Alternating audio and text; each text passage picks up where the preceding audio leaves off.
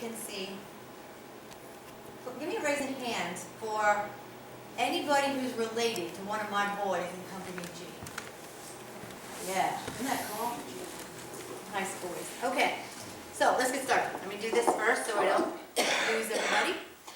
All right, now, the Goodly 100, that's what we're going to talk about tonight. The men and boys of Company G, you guys have heard about them a whole lot. You've heard often and well them described and all their war service and all the great things they did and their Gettysburg experience. But you rarely hear about them as people. That mean, you know, these guys had a 2-year, 9-month event in their lives, which was being part of the Civil War. But then, you know, they had a whole lot of life before that and a whole lot of life after that, at least the ones that were fortunate enough to come home. That's the part of them I want to tell you about tonight, because they were really cool people. Okay? So, let's get started here. You know those names, probably. You've probably seen them a lot. I understand from Ted Hetrick, Dr. Hetrick, that grew up around here, that on Memorial Day, there was a gathering, was it at the memorial, where the names would be read, the names of the people in the memorial, so these names are not new to you. Now, Michael Schroyer and Joseph Lombard both put publications out telling about war experience, so I'm gonna begin their story at the end, which means the end of the war, okay? So, that said, 86 men left Snyder County in the fall of '63, and unfortunately, not all of them came home. 13 did not. But Lombard, his name was Joseph Lombard, he was the editor of the Snyder County paper. He called the men, eternally after that, the Goodly 100, because he rounded it up from 86 to 100. Those who came home tried to get their lives back in order. And pretty much across the board, that was hard for Civil War veterans. They had experienced something unlike anything a living generation had gone through.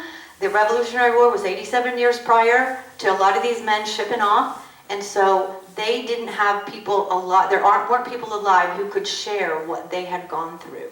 So they really tried to get back on track. Their influence was obvious. So before we start talking about them in specifics, I want to talk about them as a group in kind of an interesting way.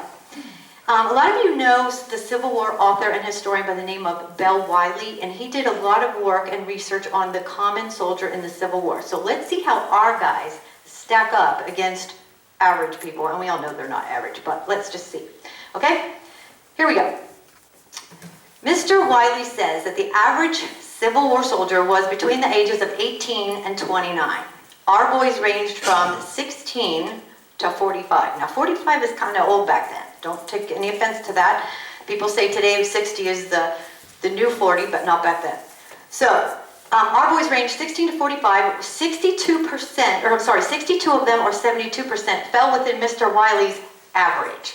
But we had two 16-year-olds in this one single company, and we had a 42 and a 45-year-old, which I got to tell you is a little tough on those guys. We have Elias Miller and Ed Fisher at 16, although Elias admitted that he was only 16. Ed lied about it. Mr. Reed here was a father, and Daniel Herbster was a father when they went off to war. Now, let's do this one. The average height of a Civil War soldier was 5'8", which I thought was a little tall, but 5'8" is what the average is, according to Mr. Wiley. Only 36 of them, or only 42% of them, were considered average. But what surprised me is that we had some really tall guys, but we had a whole lot of really small guys. Do you know that 15 of our guys were 5'4" and under? That's pretty short. In fact, our smallest guy was 5'3", and we had 2 of them. And Martin Parks was only 5'3" and a half. Now, Mr. Martin Parks, unfortunately, got a little shorter, a little later, because he was an engineer on the New Jersey Railroad. He actually lived in Easton, but he worked on the railroad there at the Eastern New Jersey Railroad, and he fell under his own engine and lost both his legs. They were cut off midway between the knee and the ankle. So the railroad very graciously gave him a desk job for the rest of his life. He lived another 10 years. He died at the age of 61 in 1905. The tallest members of our regiment were Jerry App and Nelson Byers at 5'9" and 6 feet tall. Pretty tall. Now, Snyder County must have been a really healthy place to live, because the average lifespan of a man born in the 1840s, according to several records, was 58. Today, I think it's 76. In any case, 46 of our 86 men lived into their 70s and 80s, which is pretty remarkable. 17 of them lived into the 80s, and let's see, a number of them, do I have it up there? Yeah, there you go.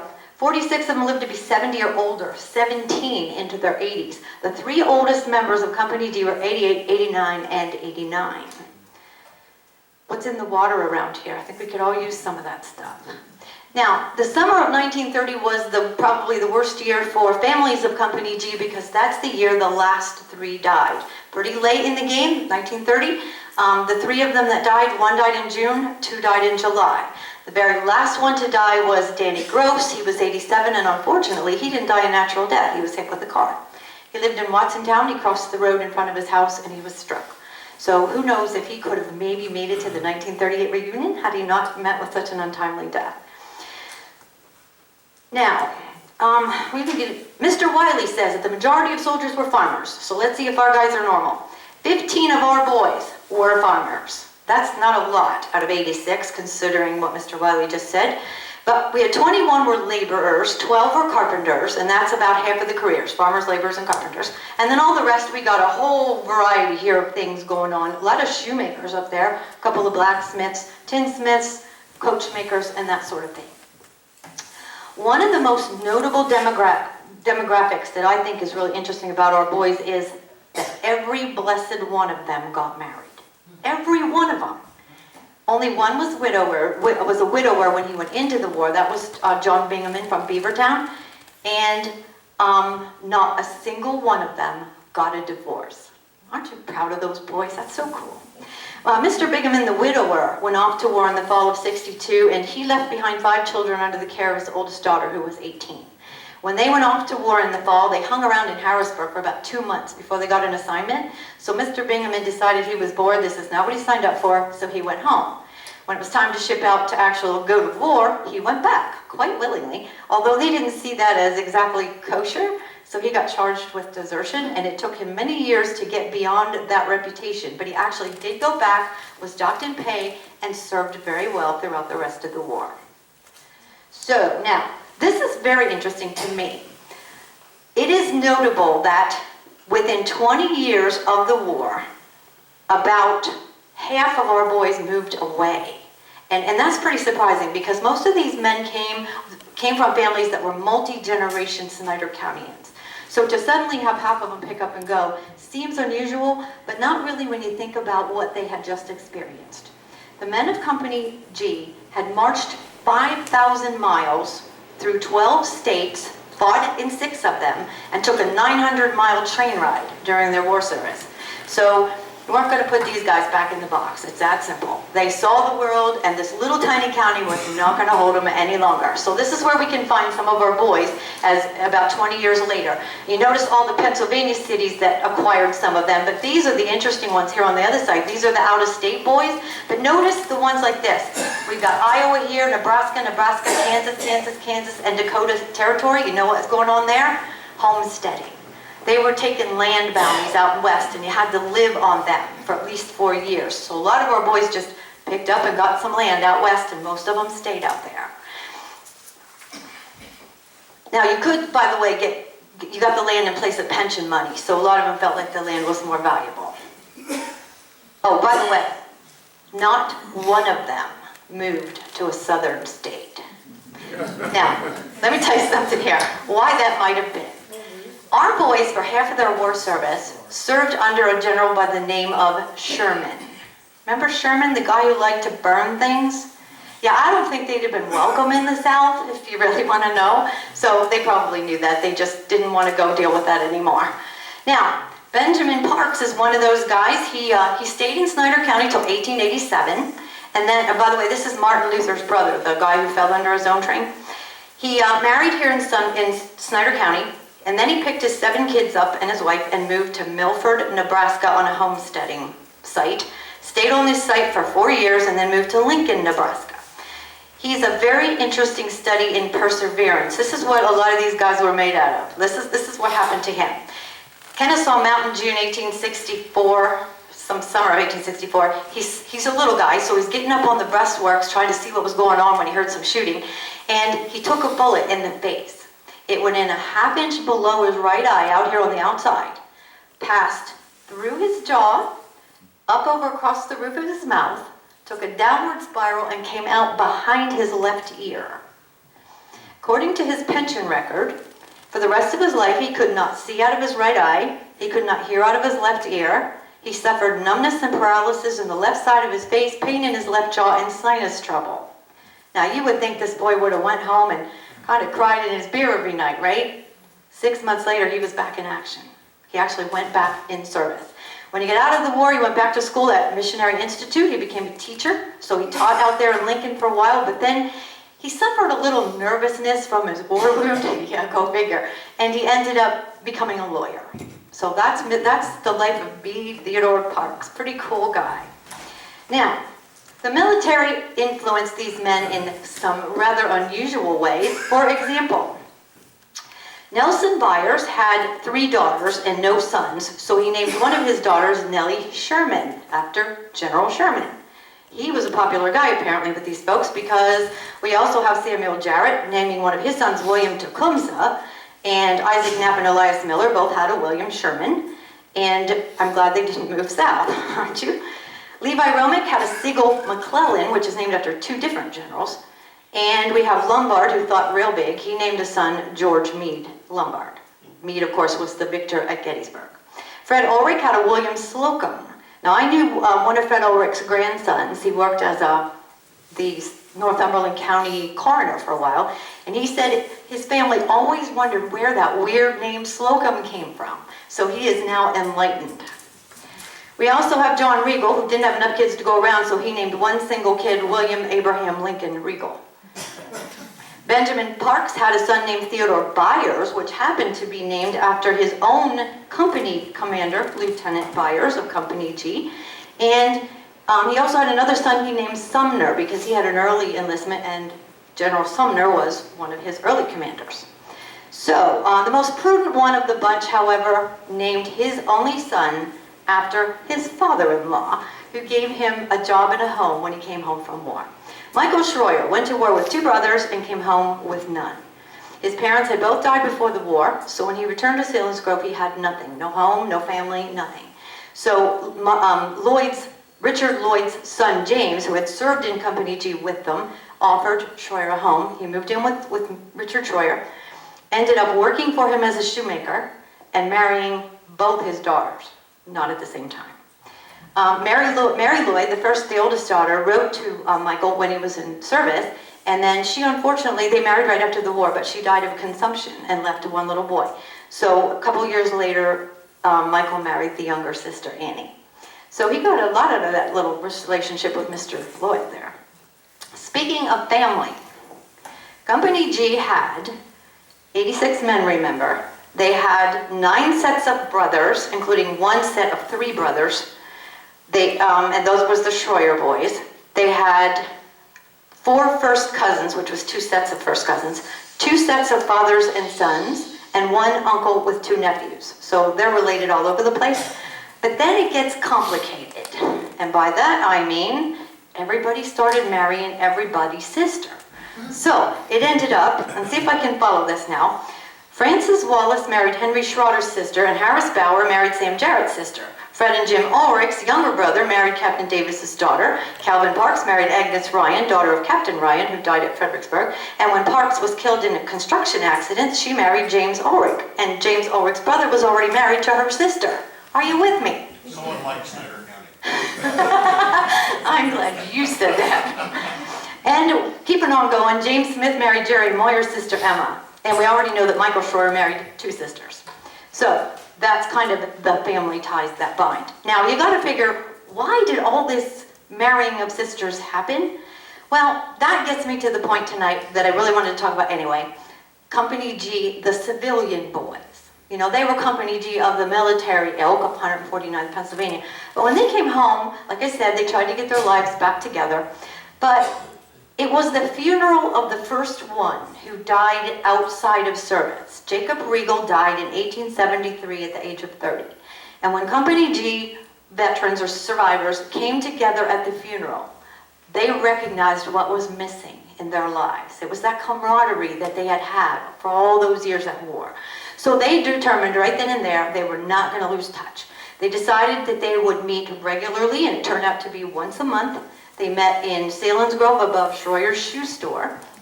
And every year, on the anniversary of their departure to war, they had a bean soup celebration. So the first one was in 1874. So let's see if we can find out how they looked. See, there's a bean soup advertisement. By the way, if you ever wondered what that star is all about, the star is the 12th Corps badge, and it also became their 20th Corps badge, and those are the two military organizations that our men belong to. And their symbol was a star.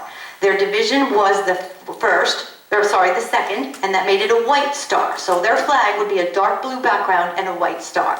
And they called themselves the White Stars. So they tended to carry that right into civilian life. Everything you see from their drum, to their flags, to their advertisements, all had the white star on them. So now you know. Okay, so here's a couple of reunion pictures. Here they are in 1900. So let me see here. Let's talk about our reunions. They reunioned in a whole lot of places. They were in, well, first of all, they met every September for the anniversary at the Bean Soup. In Ass Orchard, Clement Park, Hummel's Mill. They went to Rolling Green. That one is on Samuel Jarrett's farm. This one, they're in front of C.P. Ulrich's house. C.P. is the son of, I think it's Fred. And here they are at Rolling Green Park. So, as veterans, later on, the wars continued to be all ongoing. It was all-consuming to their lives. And the one thing that's really, oh, by the way, back to the relationships. When they'd have these picnics, these big reunions, they would always have Army bean soup. And it was usually one or two of the company cooks. Most often it was James Smith and Jim Ulrich who made the bean soup. And then the sisters' wives and sweethearts would all contribute by baking and coming out and celebrating with them while they had their sham battles and told their war stories and all that stuff. So with all these family gatherings, it was like one giant reunion. And that's how the ties that eventually led to marriage seemed to occur. So, then they started to join everything under the sun that had to do with a veteran. They had their own regimental survivors association, and they had a sister regiment called the 28th, and brigaded together was the 28th, the 147th, and Knapp's Battery. So they joined that association, which led them to reunions all over the country. Those are just some ribbons from some of those reunions. They also, in 1882, did something pretty special. They wanted to be remembered at Gettysburg, so during the 1882 reunion, Company G from this county alone, not the regiment, not the guys from the state, just our guys, put up a little marker on the battlefield of Gettysburg. Now, when they put it up, they got some flack from the guys in the regiment. They said, "How do you know that's where we were?" And they said, "We know." You know how stubborn Snyder County boys can be. They said, "We know. We know because of two reasons. One, there was rocks behind where we stood, little kind of cleft where this dog that showed up on the battlefield kept running under and into the rocks. The other reason was there was this really odd-looking tree that stood on the battlefield at their position. So they simply relocated the tree and put the marker up. Here is a picture of the weird tree. That's Fred and Jim Ulrich right there. And notice when the regiment, a couple years later, put up their monument, they must have acceded that the guys were right, because there's the tree and there's the regimental monument. And the little Company G marker that the boys had already put up was over here. So they did that right. Here is 1889 when they put up they replaced the little star with the big star. There's that star again. They really like that star. So there's the regimental monument that today you will see on the battlefield of Gettysburg. However, the tree, although it appears, I think, back here in the shadows, it is no longer there. I think it was dead back then. So now, they also had a lot of fun in 1897 when they went to put up a monument at Lookout Mountain, Tennessee. This monument at Lookout Mountain, this was a pretty important dedication for them because it was a 4-day fight that included Lookout Mountain, Missionary Ridge, Taylor Ridge, and one more that eludes me at the moment. But in any case, it was at Taylor Ridge that they lost their captain, Captain Davis. So this monument is erected roughly 10 miles from where they lost their captain. They also participated in the dedication of the Pennsylvania Memorial at Gettysburg because their names were on it. On all these plaques that circle the monument down here are the names of all the regiments and companies of Pennsylvanians who fought in that particular battle. And here's all our names from our Company G boys. So you can imagine how proud that must have made them. They also had something to do with the erection of this. I think it was something to do with a fight over the other one. But in any case, I know they kind of started the agitation to put this one up and made sure that all the county's veterans' names appeared inside of it. But it was this Company G affiliation that mattered most. I mean, they liked being part of all these veterans things, but it was their very own Company G that meant so much to them. Now, when you get down to the later reunions, of course, the numbers dwindled, just like they always do. The last few bean soups were very small affairs. In 1919, only 8 of the 17 survivors attended. And that was the 57th anniversary of their departure to war. 7 men attended in 1921. Only 3 made it to the next one in the 60th in 1922. 2 of the other survivors were ill and could not make it. That one was held in it was Keystone Hotel at the time of the battle. Then, as you can see, sometime later became Hotel Sterner today. I don't know what the building's called, but we just call it BJ's Ribs. But anyway, that was the building where the men actually signed up for war in 1862. They all met on the street, went in the lobby of this building because Nelson Byers' father managed it at the time, and they took their oath from Squire Emmett in town. And so the building even meant something to them. Now, from here on, we're just going to talk about some individual guys. Oh, by the way, the very last reunion was 1926, when only 3 men attended, and that was Danny Gross, Ed Fisher, and John Regal. The other 5 surviving members were too ill to attend, and that particular last bean soup was simply a dinner hosted by young Richard Lloyd Schroyer, whose father, Michael, had died years before. It was kind of neat that the son carried on the tradition. In any case, so that was September 26th. As a whole, life was pretty good to our men of Company G. But when it wasn't, they dealt with it with grace and strength. Nelson Byer, this is his house in Williamsport. Nelson Byer became very successful in the lumber industry. He actually was part owner in a mill way up north in Clinton County. And he had made it through the entire war completely unscathed, and then in 1868 cut his own left hand off in his own mill. He continued on in the lumber business, became very, very well-to-do. So this is his house that he lived in up on 4th Street in Williamsport. It's called Society Row. And you see those tracks running in front of the building? Those are trolley tracks. In 1895, Nelson's wife, Kate, she was Kate Gutelius, they had been engaged through the war. Kate was out front talking to a neighbor, and the only grandchild they had was a grandson by the name of Nelson Byers. He was only 4. He darted across those tracks. Kate ran after him, and they were both killed by a trolley. The really strange part of the whole thing was that the newspaper article covered an entire front page because he was well-to-do, but only about 4 paragraphs talked about the family, about Kate and the young boy, and then the whole rest of the paper, for every column, was a big controversy over whether or not to put guards at the front of trolleys in the event they hit things. I mean, really, it was very, very unusual, and I don't know what the outcome of it was, other than that poor Nelson's family was destroyed in just one moment. Samuel Harrison Bowers, he was called Harris by his friends. He was shot through the hip at Gettysburg. He went to a hospital in Baltimore where he was reported to have died on July 26th. You know that old saying that the reports of my death are greatly exaggerated? He came home and had 8 more kids. So in any case, he died for real in 1903 at the age of 76 from the effects of his wound. Henry Dobler. Henry Dobler's an interesting guy. There's Henry. Henry Dobler married, had 4 kids, and became a successful miller. Eventually, he owned a feed and flour mill down on the Isle of Kew on Pine Street. It was a busy office. He not only sold flour and feed, he was also the justice of the peace, so he conducted business there for that, and he was also the local tax collector, so you could go pay your taxes in the feed mill. Thought that was pretty strange. His name, he was known about town as Squire Dobler. He made every reunion. Danny Earhart's an interesting study. Danny died during the war, and his widow lived here in the county. His widow had a pension right up until 1886, and then she lost it. Because it seems that a panel of men said that she lived in an adulterous cohabitation without the benefit of marriage. Yeah.